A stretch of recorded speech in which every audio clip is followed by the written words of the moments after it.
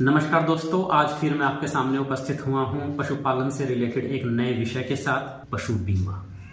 दोस्तों, ज़्यादातर राज्यों में या लगभग सभी राज्यों में जो पशुओं का बीमा है वो राज्य और केंद्र सरकार द्वारा सब्सिडाइज्ड है। जैसे कि हरियाणा में 100 रुपये में एक पशु का बीमा होता है। दोस्तों, पशु बीमा ज़्यादातर पशुपालकों को उस समय याद आता है जब उनके साथ कोई दुर्घटना हो जाती है।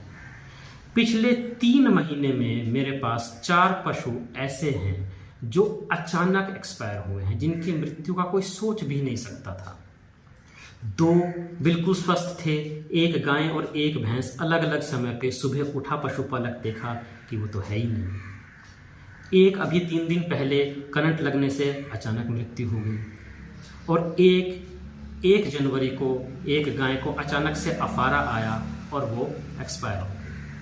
दोस्तों, इन चारों में से सिर्फ एक पशु का बीमा था। उसकी कार्रवाई तो हमने की है, लेकिन ये बीमा उन 3 पशुओं का भी हो सकता था, और आज की तारीख में जो भी उसका नुकसान हुआ है वो पूर्ति उसकी हो जाती है। दोस्तों, बीमा एक ऐसी चीज़ है जिसे हम कभी नहीं चाहेंगे कि उसका यूज़ हम लें, क्योंकि अक्सर मेरे से पशुपालक कहते जी पिछले साल मैंने कराया था लेकिन कुछ फ़ायदा तो हुआ नहीं। दोस्तों, फ़ायदा नहीं लेना है, ये एक इन्वेस्टमेंट है, ये एक आर्मी की तरह है।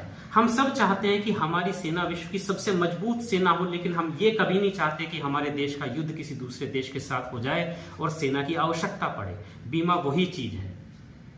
हम कभी नहीं चाहेंगे कि हमारा पशु दुर्घटना में मृत्यु में चला जाए, लेकिन हम हमेशा ये चाहेंगे कि अगर ऐसा हो गया तो हमारे पास कोई सपोर्ट हो, कोई बैकअप हो कि हम दूसरा पशु खरीद सकें, ले सकें। दोस्तों, अगर 100 रुपये के हिसाब से लगाएं, अगर आप 5 पशु रखते हैं तो आपके साल के 500 रुपये।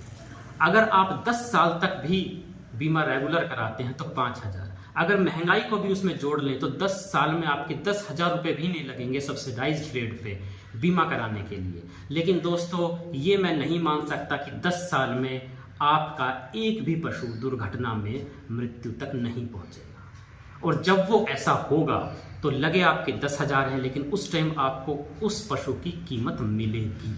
कुछ लोग ये भी कहते जी पशु तो इतने में आता ही नहीं। मानता हूँ, लेकिन इतनी राशि आपको अवश्य मिल जाएगी कि आप उसमें कुछ मिला के एक दूसरा पशु ले सकें। तो दोस्तों, पशु बीमा आप जरूर करवाएं।